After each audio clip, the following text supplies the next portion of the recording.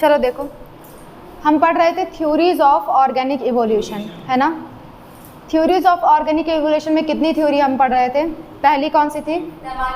Lamarckism, दूसरी neo Lamarckism, फिर Darwinism, उसके बाद नियो डार्विनिज्म, उसके बाद म्यूटेशन थ्योरी। ये 5 थ्योरी आपको पढ़नी है। 5 ही थ्योरी हमने ओरिजिन ऑफ लाइफ में भी पढ़ी थी। एक बार उसे बता दो क्या क्या थी। पहली big bang theory, special creation theory, दूसरी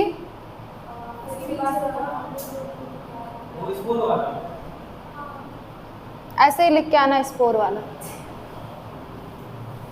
cosmic panspermia theory, cosmic panspermia theory, तीसरी ए बायोजेनेसिस, चौथी, पांचवी मॉडर्न थ्योरी। मॉडर्न थ्योरी किसने दी थी? ओपैरिन एंड हेल्डेन, सबसे इंपॉर्टेंट है ये, इसको याद रखना है, ठीक है।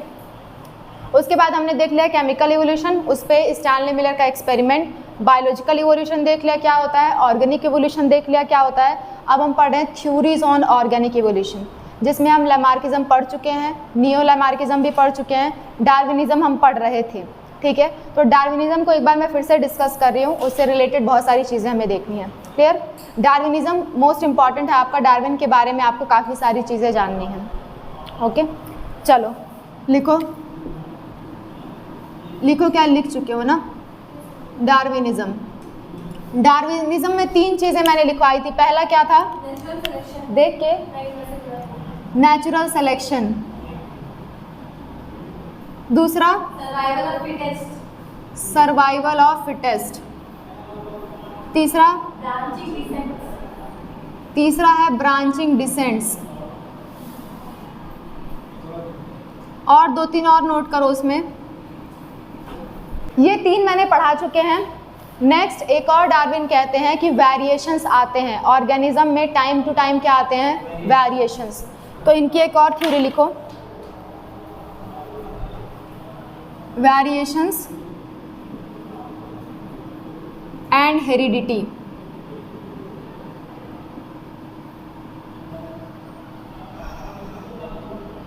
और एक और होगा स्ट्रगल फॉर एग्जिस्टेंस।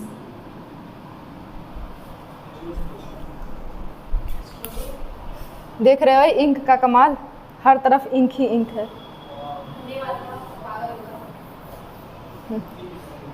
तुम तो हो ही कामचोर, जो बेचारा काम कर रहा है उसको तो पागल बना दो, हैं?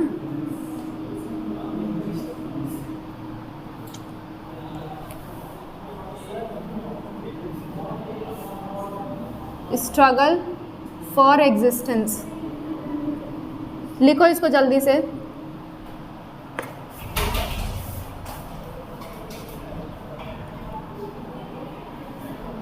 हाय राम,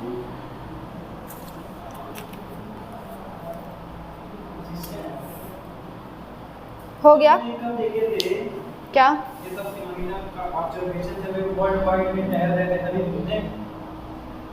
अभी हमने इन्हें टहलाया कहाँ, भी टहलाएंगे ना, ठहर जाओ, ठीक है। अभी इन्हें टहलाएंगे, अलग अलग समुद्री यात्रा पे ले जाएंगे इन्हें, डोंट वरी। देखो इधर, पहला इन्होंने जो पॉइंट किया था, सबसे इंपॉर्टेंट पॉइंट इनका क्या है? Natural selection. एक बात मुझे बता दो, लैमार्क का सबसे इंपॉर्टेंट पॉइंट क्या था? हाँ, यूज एंड डिसयूज। और एक चीज था नॉट टेल वाला, टेल वाला उन्होंने दिया ही नहीं था। उनकी थ्योरी ये कहती है कि acquired characters generation after generation transfer होते हैं, ऐसा लैमार्क कहते थे। तो उनकी थ्योरी को, लैमार्किज्म को एक और नाम दिया गया है, थ्योरी ऑफ एक्वायर्ड कैरेक्टर। क्या मैंने लिखवाया था ये? ठीक है। लैमार्किज्म को हम क्या कहते थे? Theory of acquired characters. Darwinism को हम कहेंगे थ्योरी ऑफ नेचुरल सिलेक्शन। अगर नहीं लिखा है तो ये चीज़ पहले लिख लो, ठीक है। Theory of Darwin is known as theory of natural selection.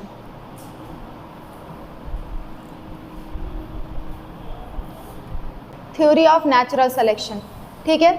मतलब ये इनका पूरा का पूरा कॉन्सेप्ट किस पे बेस्ड रहेगा? नेचुरल सिलेक्शन पे, ठीक है। अच्छा, मैंने कहा था कल आपको नेचुरल सिलेक्शन समझाया था कि जो इन्वायरमेंट में सबसे बेस्ट तरीके से सूट करेगा उसको नेचर सेलेक्ट कर लेती है और वही सबसे फिट माना जाता है। यानी कि कौन सर्वाइव करता है, सबसे जो फिट है वो सर्वाइव करता है। सर्वाइवल और फिटेस्ट और नेचुरल सिलेक्शन एक दूसरे से कनेक्टेड टॉपिक्स हैं। क्लियर? नेक्स्ट मैंने आपको बताया ब्रांचिंग डिसेंट। इसके लिए हम अलग से एक लेक्चर पे इसको पढ़ेंगे, तो अभी के लिए इसको स्किप करो, ठीक है। नेक्स्ट आपका है वेरिएशंस एंड हेरिडिटी। अब समझते हैं ये क्या है। वेरिएशंस एंड हेरिडिटी, वेरिएशन मतलब होता है बदलाव आना, ठीक है। हेरिडिटी मतलब उस बदलाव का जनरेशन आफ्टर जनरेशन ट्रांसफ़र होना, ठीक है। तो ये ऐसा कहते हैं कि धीरे धीरे जो भी बदलाव आए हैं बहुत धीरे धीरे आए हैं। हम शुरू से पढ़ रहे हैं इवोल्यूशन मतलब होता है धीरे धीरे बदलाव आना। तो इनमें स्पेशली ये क्यों कह रहे हैं, क्योंकि अगले जो साइंटिस्ट आएंगे ना वो कहेंगे नहीं म्यूटेशन हो गया था, ठीक है। तो इसलिए मैं बता रही हूँ वेरिएशंस ये कह रहे हैं कि वेरिएशंस बहुत ही धीरे धीरे आने वाले चेंजेस हैं, ठीक है। तो ये कहेंगे आपके दो तरह के बदलाव आ सकते हैं, एक तो होगा नॉन एडाप्टिव और एक होगा एडाप्टिव। कौन कौन से? नॉन एडाप्टिव और एडाप्टिव। एक काम करो, पहले वेरिएशंस हेडिंग डालो और उसके बारे में हम थोड़ा डिटेल में लिखेंगे। ये सारे एक लाइन से लिख लिया ना आपने, इसके बाद वेरिएशंस हेडिंग डालो। देखो नेचुरल, एक मिनट नेचुरल सिलेक्शन पे एक हम इनका प्रूफ देखेंगे, एविडेंस देखेंगे, उसको हम एक अलग लेक्चर में देखेंगे, ठीक है। सर्वाइवल और फिटेस्ट क्या होता है, इसी से रिलेटेड है ये टर्म मैंने समझा दिया। ब्रांचिंग डिसेंट पे एक अलग लेक्चर आप देखोगे। वेरिएशन एंड हेरिडिटी हम इसी लेक्चर में देखेंगे। और लास्ट है स्ट्रगल फॉर एग्जिस्टेंस। देखो स्ट्रगल फॉर एग्जिस्टेंस का क्या मतलब है कि जो भी आपके ऑर्गेनिजम्स हैं वो आपस में स्ट्रगल कर रहे हैं अपने आप को बनाए रखने के लिए। फॉर एग्जांपल अगर मैं लायन की बात करूं, शेर की बात करूं और हिरन की बात करूं, हिरन अपने आप को बनाए रखने के लिए ज़्यादा ज़्यादा रिप्रोड्यूस कर रहा है और अपने आप को बचाए रखना चाहता है, अपनी एग्जिस्टेंस रखना चाहता है। लायन अपने आप को बचाने के लिए उसे खाना चाहता है, ठीक है। तो हर ऑर्गेनिज्म अपना अपना स्ट्रगल कर रहे हैं अपने आप को सर्वाइव करवाने के लिए। तो अपने उनकी एग्जिस्टेंस के लिए वो क्या कर रहे हैं, स्ट्रगल कर रहे हैं। चाहे वो स्ट्रगल इन्वायरमेंट से हो, चाहे वो स्ट्रगल किसी अदर ऑर्गेनिज्म से हो। लायन और डियर के बीच में एक स्ट्रगल चल रहा है, लायन उसे खाना चाहता है, डियर बचना चाहता है। तो ये दोनों आपस अपने आप में स्ट्रगल कर रहे हैं, एक खाने के लिए स्ट्रगल कर रहा है और एक बचने के लिए, ठीक है। नेक्स्ट इन्वायरमेंट से रिलेटेड भी स्ट्रगल लोग करते हैं। जैसे मान लो कोई ऐसा ऑर्गेनिज्म है जो बहुत गर्मी में नहीं सर्वाइव कर सकता, हम ही लोग हैं, हम ही लोग को सपोज कर लो राजस्थान वगैरह में जा ले, हम लोग के लिए बहुत दिक्कत हो जाएगी, हम लोग उसके लिए एडाप्टिव नहीं है, हम अभी हमारे अंदर कैपेबिलिटी नहीं है कि हम 50 डिग्री सेल्सियस टेम्परेचर पे रह सकें। तो हम उस चीज़ के लिए स्ट्रगल कर रहे हैं, that is also struggle for existence. हम अपने आप को बनाए रखने के लिए अलग अलग टेक्नोलॉजीज़ का इस्तेमाल कर रहे हैं गर्मी से बचने के लिए, ठीक है। तो that is also struggle for existence. हम तो टेक्नोलॉजी का प्रयोग करते हैं लेकिन बाकी ऑर्गेनिज्म खुद ही अपने शरीर में चेंजेस ला रहे हैं ताकि वो उस वेरिएशन के साथ रह सके, ठीक है। तो वो आपका होता है स्ट्रगल फॉर एग्जिस्टेंस। स्ट्रगल मतलब संघर्ष करना, एग्जिस्टेंस मतलब अपने जीवन को बनाए रखने के लिए। क्लियर? बचा हमारा टॉपिक वेरिएशंस एंड हेरिडिटी। इस चीज़ की हेडिंग डालो, इसको अलग से पढ़ रहे हैं हम। बाकी सारा मैं मिटा दूँ? अच्छा नहीं, रहने दो, यहीं पे लिख लेंगे। हाय राम, ये इंक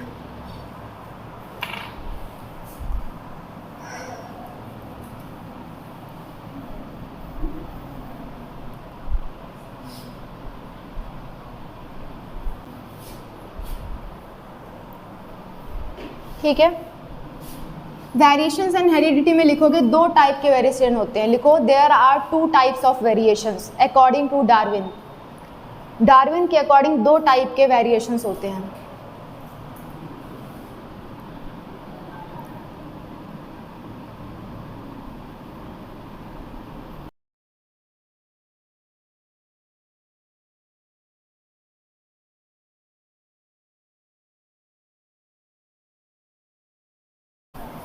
देखो इन्होंने कहा कि 2 तरह के वेरिएशंस होते हैं।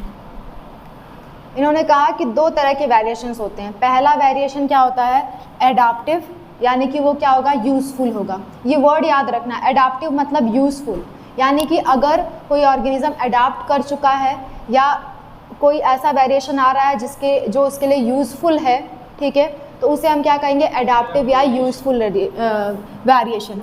और बाकी तरह के वेरिएशन को हम क्या कहेंगे, नॉन एडाप्टिव या यूजलेस वेरिएशंस। मतलब कि ऐसे वेरिएशंस, ऐसे बदलाव जो हमारे लिए फ़ायदेमंद है उसे हम कहेंगे एडाप्टिव, ऐसे बदलाव जो हमारे लिए फ़ायदेमंद नहीं है उसे हम कहेंगे नॉन एडाप्टिव। एक छोटा सा एग्जांपल से समझते हैं। देखो, सपोज़ गर्मी बढ़ रही है, आपकी बॉडी ने गर्मी के लिए एडाप्ट कर लिया अपने आप को, वो गर्मी बर्दाश्त कर लेगी, ठीक है। तो ये आपके एडाप्टिव वेरिएशंस हो गए, यानी कि यूज़फुल वेरिएशंस हो गए। लेकिन इसके साथ साथ आपके अंदर चिड़चिड़ापन आ गया, आपके अंदर गुस्सा और ज़्यादा बढ़ गया कि गर्मी क्यों हो रही है, ऐसा क्यों है, ठीक है। तो ये सारे क्या हो गए, आपके नॉन एडाप्टिव वेरिएशंस। रिया हंस रही है, सीरियसली एग्जाम्पल्स के थ्रू समझने में आसानी होती है। ये आपके क्या हो गए, नॉन एडाप्टिव या फिर यूजलेस, इसका कोई काम नहीं है, फालतू में आ गया, ठीक है। बात समझ में आई। इसमें हम हार्मफुल नहीं कह रहे हैं, ध्यान रखना, इसमें हम ऐसा नहीं कह रहे हैं कि ये जो नॉन एडाप्टिव है वो आपके लिए हार्मफुल है, ऐसा उन्होंने नहीं कहा है। उन्होंने बस ये कहा है कि वो यूजलेस हैं, बिना काम के वेरिएशंस हैं। क्लियर। वेरिएशंस आते क्यों हैं, इन्वायरमेंट में सर्वाइव करने के लिए, ठीक है। अलग अलग इन्वायरमेंट में सर्वाइव करने के लिए और अपने आप को बनाए रखने के लिए वेरिएशंस आते हैं। क्लियर। देखो, ये दो तरह के वेरिएशंस के बारे में इन्होंने बात कर दी। ये आपके एनसीईआरटी की चीज़ें हैं, आपको ध्यान में होनी चाहिए ये पॉइंट खास करके, वेरिडिटी एंड वेरिएशंस एंड हेरिडिटी। और ये ऐसा भी कहते हैं कि जो भी वेरिएशंस आए हैं वो जनरेशन आफ्टर जनरेशन ट्रांसफ़र होंगे, सेम टू सेम जैसा लैमार्क ने कहा था। लेकिन लैमार्क ने क्या कह दिया था, बाद में अपना मॉडिफाई करके कह दिया था कि जो सोमैटोप्लाज्म कन्वर्ट हो गए हैं जर्म प्लाज्म में वही ट्रांसफ़र होंगे, ठीक है। अभी अपना डार्विन भी अपना कॉन्सेप्ट मॉडिफाई करके यहीं पे पहुंचेंगे, ठीक है। देखो, बस उन दोनों में फ़र्क, मेन फ़र्क आप याद रखोगे, वो डिसयूज़ और यूज़ के आधार पे कर रहे थे और ये नेचुरल सिलेक्शन के आधार पे कर रहे हैं। ये मेन पॉइंट ऑफ डिफरेंस रहेगा इन दोनों में, ओके। अच्छा, बात करें अगर नेचुरल सिलेक्शन की, थोड़ा सा इसके बारे में और हम जान लें। नेचुरल सिलेक्शन, देखो, इनके अकॉर्डिंग नेचुरल सिलेक्शन यानी कि जो फिटनेस एक्वायर कर रहा है कोई ऑर्गेनिज्म, वो होती है रिप्रोडक्टिव फिटनेस। कैसी फिटनेस, रिप्रोडक्टिव फिटनेस। नॉर्मली तो हम क्या कह रहे हैं, किसी भी इन्वायरमेंट में अडॉप्ट हो गए मतलब उस इन्वायरमेंट के लिए हम फिट हैं। लेकिन डार्विन के according fitness means reproductive fitness, मतलब उनके अकॉर्डिंग जो ऑर्गेनिज्म जितना ज़्यादा रिप्रोड्यूस कर रहा है उसके उतने ज़्यादा चांसेस हो गए सर्वाइवल के। मान लो कोई एक ऑर्गेनिज्म है, कोई एक जानवर है, उसके कई सारे बेबीज़ प्रोड्यूस हो रहे हैं, ठीक है। इन्वायरमेंट चेंज होने की वजह से या अदर स्पीशीज़ के इन्वेजन की वजह से, अटैक की वजह से कुछ की डेथ हो जाएगी, लेकिन कुछ तो सर्वाइव करेंगे। अगर बहुत ज़्यादा हैं, मान लो हज़ारों की संख्या में प्रोड्यूस हुए हैं, तो मान लो 500 मर गए तो 500 बचेंगे। लेकिन अगर कोई ऑर्गेनिज्म है जिसके 2-4 बच्चे प्रोड्यूस हुए हैं, तो उनमें से मैक्सिमम चांस है कि सारे के सारे मर जाएं इन्वायरमेंट चेंज होने की वजह से। इक्का दुक्का ही बच सकते हैं। तो कौन सा बेहतर है, पहले वाला या बाद वाला? पहले वाला ना, कि जिसमें ज़्यादा प्रोजेनी प्रोड्यूस हो रहे हैं। ऐसा ही डार्विन कहते हैं कि जो जितना ज़्यादा प्रोजेनी अपनी प्रोड्यूस करेगा, जितना ज़्यादा बच्चे प्रोड्यूस करेगा, वो उतना ज़्यादा फिट है अकॉर्डिंग टू डार्विन, ठीक है। वो उतना ज़्यादा उसके चांसेस है इन्वायरमेंट में सर्वाइव करने के लिए। अगर कई सारे बच्चे प्रोड्यूस कर रहा है तो कोई तो ऐसा होगा जो स्ट्रांग होगा, कोई तो ऐसा होगा जो इन्वायरमेंट के लिए एडाप्टिव होगा। बाकी सारे भले मर जाए लेकिन एक आध तो बचेंगे, ठीक है। ऐसा इनका मानना था। तो एक लाइन लिख लो, लिखो, fitness according to Darwin, fitness according to Darwin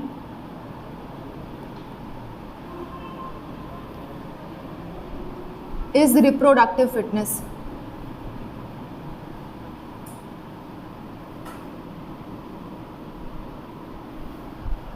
ये बहुत ही इंपॉर्टेंट पॉइंट है। आपसे पूछा जाता है कि डायरेक्टली, आपको पता है कि नीट में जो भी क्वेश्चन आते हैं डायरेक्टली एनसीईआरटी की लाइन बेस्ड क्वेश्चन होते हैं। तो एनसीईआरटी की एक लाइन है, इससे आपसे डायरेक्टली पूछ सकता है रिप्रोडक्टिव फिटनेस का आइडिया किसने दिया था, तो आपको पता होना चाहिए डार्विन ने। या फिर ऐसा आपसे पूछ लिया, ट्रू फॉल्स में कई सारे स्टेटमेंट आपको दे दिए, करेक्ट स्टेटमेंट आइडेंटिफाई करना है। इस तरह के क्वेश्चन आपसे पूछे जा सकते हैं, आते हैं इस तरह के क्वेश्चंस, ठीक है। जो मैं इंपॉर्टेंट बताती हूँ उसको मार्क कर लिया करो ताकि आपको ध्यान में रहे। भले वो आसान लग रहा है पर कभी कभी माइंड से स्किप कर जाता है, तो जब भी आप रिवाइज करो ऐसे पॉइंट्स को देखते चलो, ठीक है। देखो, नेक्स्ट इन्होंने वेरिएशन आने की एक वजह भी क्लैरिफाई की। इनसे पूछा गया कि वेरिएशन क्यों आए थे, आप कुछ इसके बारे में बता सकते हो? तो इन्होंने कहा था वेरिएशंस आते हैं आइसोलेशन की वजह से। बहुत सारे टर्म्स आ रहे हैं ना, कोई बात नहीं, धीरे धीरे सबके लिए आप एडाप्टिव हो जाओगे, सब सीख जाओगे, ठीक है। आइसोलेशन की वजह से वेरिएशन आते हैं। आइसोलेशन मतलब अलग होना।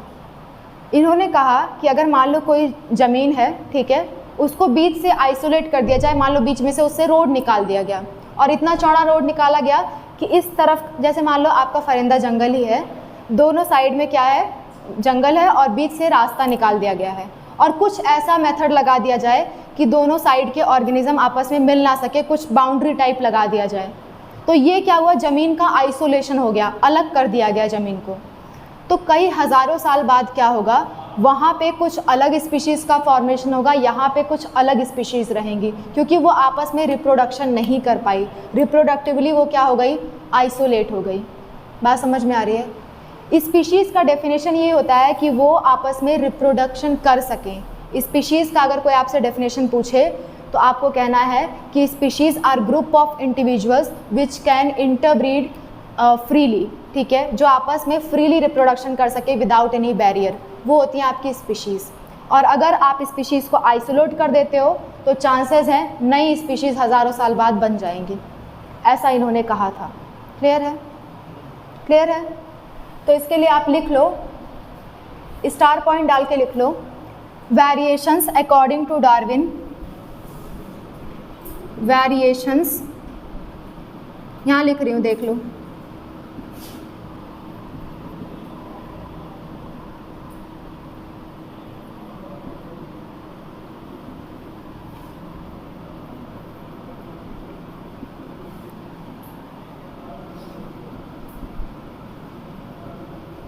आइसोलेशन का मतलब हिंदी में नीचे लिख लेना, आइसोलेशन मतलब ज़मीन का अलग करना।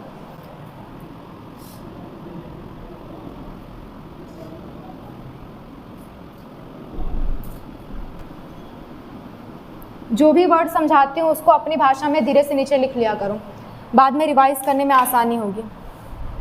देखो, अब आपको दो और डेफिनेशन लिखनी है। पहली बात तो फिटनेस क्या होती है, उसकी डेफिनेशन आपको आनी चाहिए, आपके बोर्ड्स में पूछ सकता है कि अकॉर्डिंग टू डार्विन फिटनेस क्या है, तो आप कहोगे रिप्रोडक्टिव फिटनेस है, पर फिलहाल उसको एक लाइन में अच्छे से लिख लो।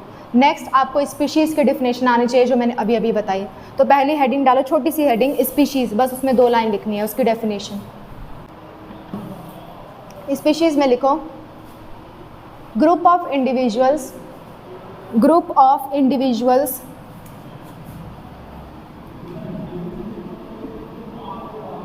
group of individuals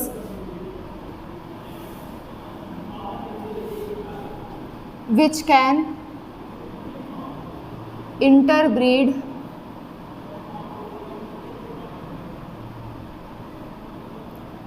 freely।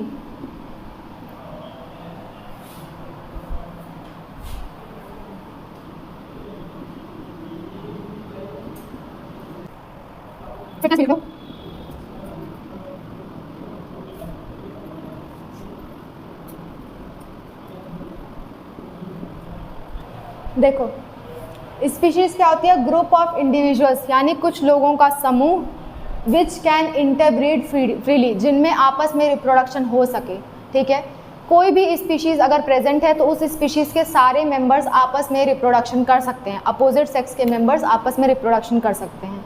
For example, अगर डॉग की एक स्पीशीज़ है, डॉग के इंडिविजुअल्स है तो वो आपस में इंटरब्रीड कर सकते हैं। मंकी की स्पीशीज़ है तो वो आपस में इंटरब्रीड कर सकते हैं। लेकिन क्या मंकी और डॉग आपस में इंटरब्रीड कर सकते हैं? नहीं, यानी कि वो दोनों सेम स्पीशीज़ के नहीं हैं। तो आपसे स्पीशीज़ की डेफिनेशन पूछी जाती है तो आप ये डेफिनेशन लिख के आओगे। नेक्स्ट आपसे पूछा जाता है कि फिटनेस क्या होती है, फिटनेस को डिफाइन करो। तो डार्विन के अकॉर्डिंग फिटनेस क्या है, it is the end result to adapt and get selected by nature, यानी कि इन्वायरमेंट में खुद को अडाप्ट कर लेना और ऐसा अडाप्ट करना कि नेचर आपको सेलेक्ट कर ले, उस एनवायरनमेंट में आप फिट बैठो, उसे आप क्या कहोगे, फिटनेस कहोगे, ठीक है। अच्छा, इतनी बातें आपकी डार्विन से रिलेटेड थी, ठीक है। क्योंकि हम डार्विनिज्म पढ़ रहे हैं तो मैं चाहती हूँ डार्विन की जो स्टोरी है, उन्होंने कैसे कैसे अपने कंक्लूज़न निकाले, वो चीज़ें आप जान लो, आपके एनसीईआरटी में दी हुई है। उनके रिजल्ट्स तो यही सब थे, इसके अलावा और कोई रिजल्ट आप नहीं देखोगे। बचा है हमारा दो चीज़ें, नेचुरल सिलेक्शन और ब्रांचिंग डिसेंट। इस पे हम अलग से एक लेक्चर देखेंगे। क्लियर?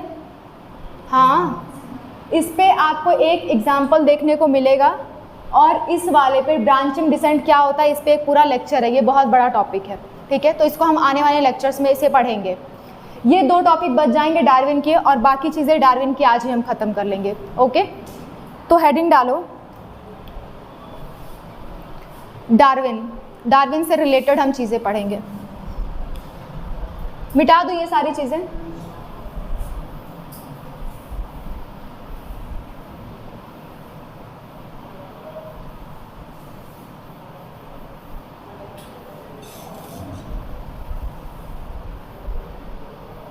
देखो, डार्विन जो साइंटिस्ट हैं उनका जो नियो डार्विनिज्म निकल के आएगा, अभी जो हम आगे देखेंगे, उसी को हम आज भी मानते हैं, उसको काफ़ी हद तक हम आज भी मानते हैं।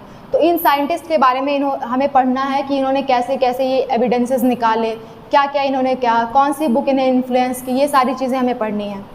तो पहली चीज़, डार्विन ने एक सी वोएज किया था। क्या किया था? देखो इधर डार्विन लिखना था, मैंने डार्विन लिखा है। डार्विन ने क्या किया था? सी वोएज। सी वोएज मतलब होता है समुद्री यात्रा। सी मतलब समुद्र, वोएज मतलब यात्रा। उन्होंने एक शिप ली थी, ठीक है, उस शिप पे बैठ के उन्होंने पूरा समुद्री यात्रा की थी। वो देखना चाहते थे कि क्या अलग अलग जगह अलग अलग तरह की स्पीशीज़ प्रेजेंट हैं या वैसी ही हैं, क्योंकि इनके अकॉर्डिंग आइसोलेशन की वजह से स्पीशीज़ क्रिएट हुई हैं। अभी हमने देखा आइसोलेशन की वजह से अलग अलग स्पीशीज़ क्रिएट हुई हैं, इन्होंने ऐसा कहा है। तो ये अपनी ही बात को चेक करना चाहते थे, ठीक है। तो देखो इन्होंने क्या किया, इन्होंने सोचा कि आइसोलेशन मतलब दो अलग अलग जगह, तो क्यों ना समुद्र के द्वारा सेपरेटेड हम जगह ले लें। तो उससे बेहतर आइसोलेशन कोई हो ही नहीं सकता है, क्योंकि सारे ऑर्गेनिज्म तैर के नहीं आ सकते, वो भी समुद्र तैर के नहीं आ सकते। तो सपोज कर लो कोई एक आइलैंड इधर साइड है, कोई एक आइलैंड यहाँ है, ठीक है, बीच में उनके समुद्र है, बहुत लंबी दूरी है। तो वो ऐसा उनका मानना था कि यहाँ पे जो स्पीशीज़ होंगी वो यहाँ पे प्रेजेंट स्पीशीज़ से कुछ अलग होंगी, ठीक है। इसी को चेक करने के लिए उन्होंने समुद्री यात्रा की थी और अलग अलग आइलैंड पे विजिट किया था, देखा था कि मतलब ऐसा है कि नहीं है। क्लियर? तो इन्होंने क्या किया था? सी वोएज किया था, समुद्री यात्रा की थी। इस यात्रा में उन्होंने एक शिप का इस्तेमाल किया था। उस शिप का नाम आपको याद रखना है, वो शिप है आपका HMS बीगल। HMS बीगल, अजीब सा नाम है बीगल, HMS बीगल इनके शिप का नाम था, लिख लो।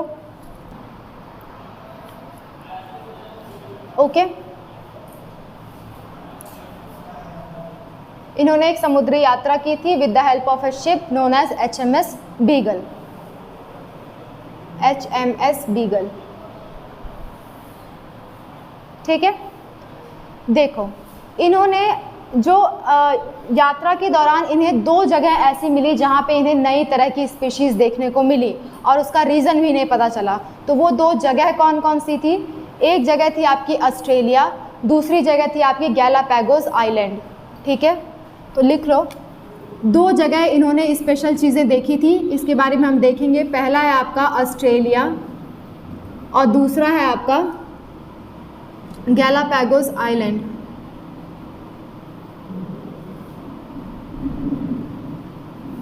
ठीक है, इसे हम इजलैंड नहीं पढ़ते हैं, आइलैंड पढ़ते हैं, ऐसे यहाँ पे साइलेंट रहता है। हो गया? कितना टाइम हो रहा है? देखो ऑस्ट्रेलिया और गैलापागोस आइलैंड, ये दोनों पे इनके अलग अलग ऑब्जर्वेशन थे। इन्हीं ऑब्जर्वेशन से हम वो ब्रांचिंग डिसेंट वाली थ्योरी समझेंगे, ठीक है। तो क्योंकि मैंने बता रखा है इसको अलग लेक्चर में पढ़ेंगे, तो ये दोनों आइलैंड पे क्या उन्होंने देखा था, क्या रिजल्ट निकालेंगे, ये हम अगले लेक्चर में पढ़ने वाले हैं, ठीक है। अच्छा, इन्होंने कुछ बुक्स पढ़ी थी, दो बुक्स के ने इन पे बहुत इम्पैक्ट डाला था। वो दो बुक्स का नाम भी आपको पता होना चाहिए, तो मेरे साथ साथ वो दो बुक्स लिख लो आप, ठीक है। पहली बुक थी आपकी बुक्स इन्फ्लुएंस डार्विन।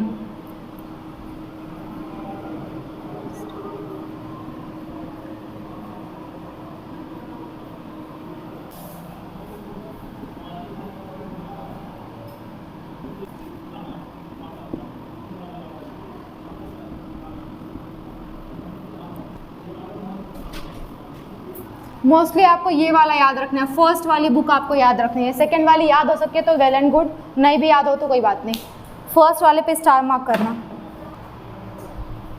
हो गया। थोड़ा सा हमको इनके बारे में देखना है, इसीलिए हम इनकी चीज़ें देख रही हैं, इन्होंने क्या क्या चीज़ें इस्तेमाल की थी और कहाँ रिजल्ट निकाले थे। देखो इन्होंने समुद्री यात्रा की थी HMS बीगल नाम के शिप से। इन्होंने ऑस्ट्रिया और गैलापागोस आइलैंड पे कुछ स्पेशल रिजल्ट निकाले थे जो हम कल पढ़ने वाले हैं। और इन्होंने कुछ बुक्स पढ़ी थी जिन्होंने इन पे बहुत असर डाला था। होता है ना कि कोई बुक हमें बहुत मोटिवेट कर देती है, तब हम अपना काम करते हैं। तो ऐसा ही इन्होंने ये 2 बुक पढ़ी थी, principle of population and principle of geology. Principle of population लिखा था मैल्थस ने, प्रिंसिपल ऑफ जियोलॉजी लिखा था चार्ल्स लेयल ने। ठीक है, पहला वाला आपको याद करना है क्योंकि ये NCERT में है, और हो सके तो दूसरा भी याद कर लेना।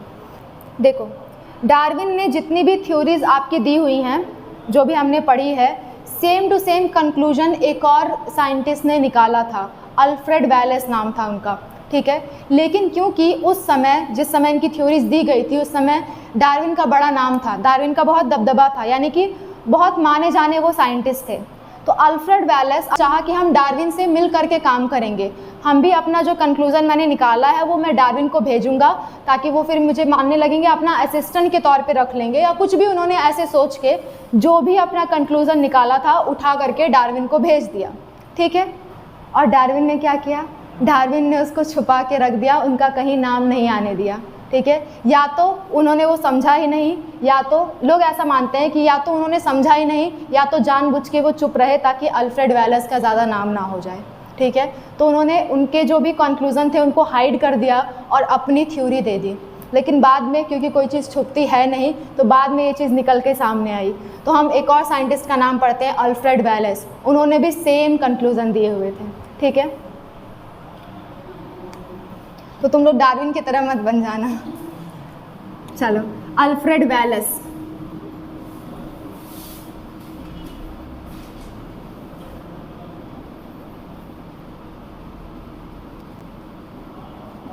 derived same conclusion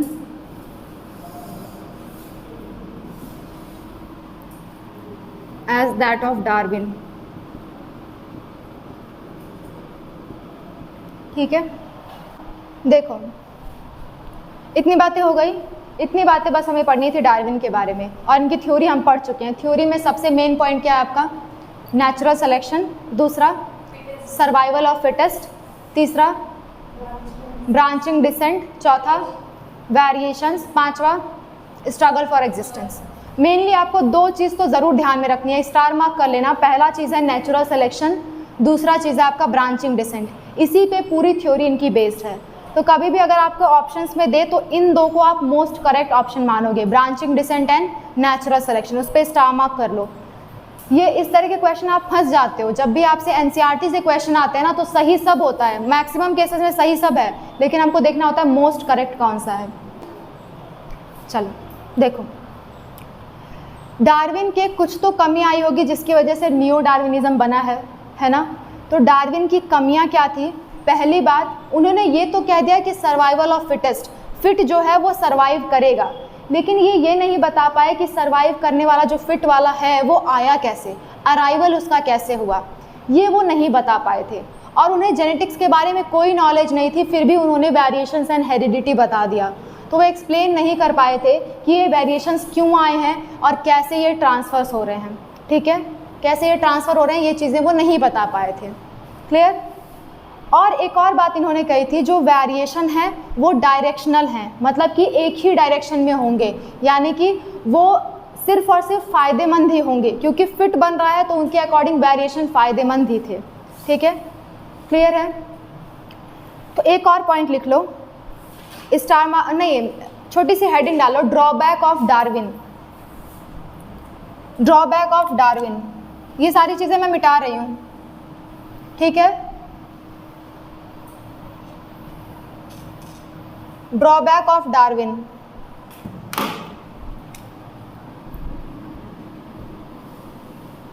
drawbacks of Darwin,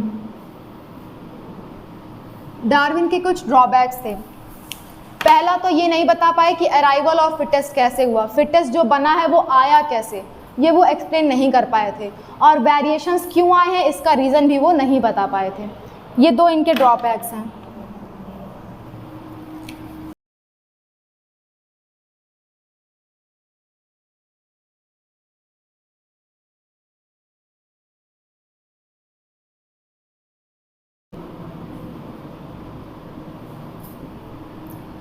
इतनी सारी चीज़ें लिखो, कुछ गड़बड़ी है। Arrival of fittest, FITTEST, fittest आया कैसे, सर्वाइवल और फिटेस्ट हमें पढ़ा, तो वो आया कैसे ये चीज़ ये नहीं बता पाए थे। क्या हो गया साक्षी, कोई दिक्कत है, तबीयत नहीं ठीक है?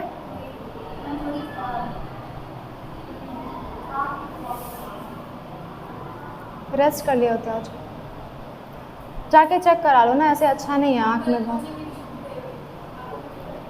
नहीं तो पेपर ख़त्म 31 तारीख को है डायरेक्ट। बहुत अच्छा, पता नहीं ऐसा हमें फील आ रहा है कि बहुत अच्छा गया, पढ़ के तो कुछ गए नहीं थे, लिख के आए हैं तो ऐसा लग रहा है कि अच्छा हुआ है। खैर अब वो डिपेंड करेगा। हमने जो भी पढ़ा था उस दिन छुट्टी जिस दिन किया उसके मॉर्निंग में पढ़ के गए थे। हमारा 2 बजे से एग्ज़ाम था, 2:30 बजे से, और सुबह से मतलब 8 बजे से उठ के 1 बजे के बीच में जितना पढ़ पाया पढ़ा, और फिर एग्ज़ाम दे के चला।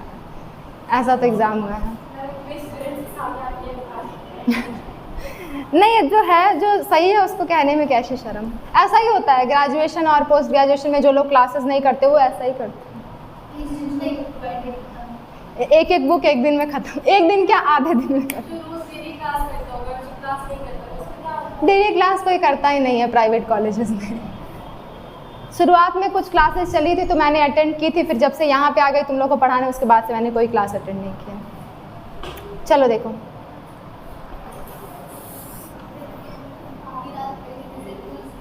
अरे अब ये तो छोड़ो, इंजीनियरिंग के जो एग्ज़ाम्स होते हैं जितने भी यहाँ इधर पढ़ के IIT वगैरह निकालते हैं, जब उनके सेमेस्टर एग्ज़ाम होते हैं तो एक रात पहले ही पढ़ते हैं वो, जितना भी पढ़ना होता है, ऐसा कहा जाता है, बाकी आई डोंट नो। खैर ऐसा ही वाला काम हमने किया है, ठीक है। अब जो भी हो भगवान भरोसे। देखो मुझ पे हंसा क्या, मुझ पे नहीं हंसना, पाप लगेगा।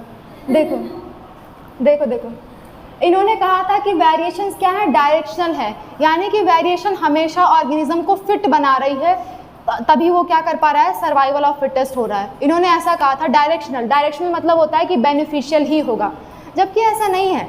आपने खुद देखा है, आपने पहले जेनेटिक्स वाले चैप्टर में पढ़ा है कि वेरिएशंस आने की वजह से ही, अब वो वेरिएशन चाहे म्यूटेशन से आई हो चाहे इवोल्यूशन से, ये चीज़ तो क्लैरिफाई नहीं है, पर वेरिएशंस कभी कभी ऐसे आ जाती हैं जिसकी वजह से जेनेटिक डिसऑर्डर हो जाता है, तो क्या वो हमारे लिए बेनिफिशियल था? नहीं था। तो ये बात इनकी गलत थी। ये 2 पॉइंट वो एक्सप्लेन नहीं कर पाए थे, और ये बात उनकी पूरी तरह से सही नहीं है, ठीक है। तो इसीलिए नियो डार्विनिज्म आया था, नया डार्विनवाद आया था, ठीक है। उसको पढ़ने से पहले हम एक और थ्योरी पढ़ेंगे, म्यूटेशन थ्योरी, क्योंकि म्यूटेशन थ्योरी सारी थ्योरी का सम्मिलित रूप है आपका नियो डार्विनिज्म, और उसी को हम मानते हैं, ठीक है। तो नियो डार्विनिज्म पढ़ने से पहले हम क्या पढ़ेंगे, आपकी म्यूटेशन थ्योरी, ठीक है। तो जल्दी से हेडिंग डाल लो, म्यूटेशन थ्योरी। टाइम कितना हो रहा है, जल्दी जल्दी लिखना। म्यूटेशन थ्योरी, हाँ बस जल्दी से लिखो, म्यूटेशन थ्योरी ख़त्म करनी है। म्यूटेशन थ्योरी दी थी आपकी ह्यूगो डिव्रीज ने, ह्यूगो डिव्रीज, ये आपके एक साइंटिस्ट हैं जिन्होंने एक्सपेरिमेंट किया था इवनिंग प्राइमरोज पे।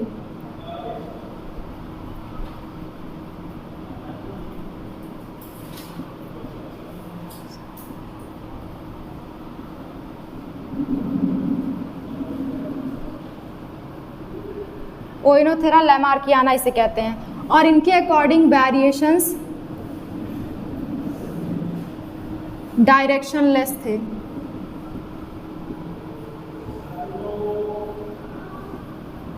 जल्दी से लिखो।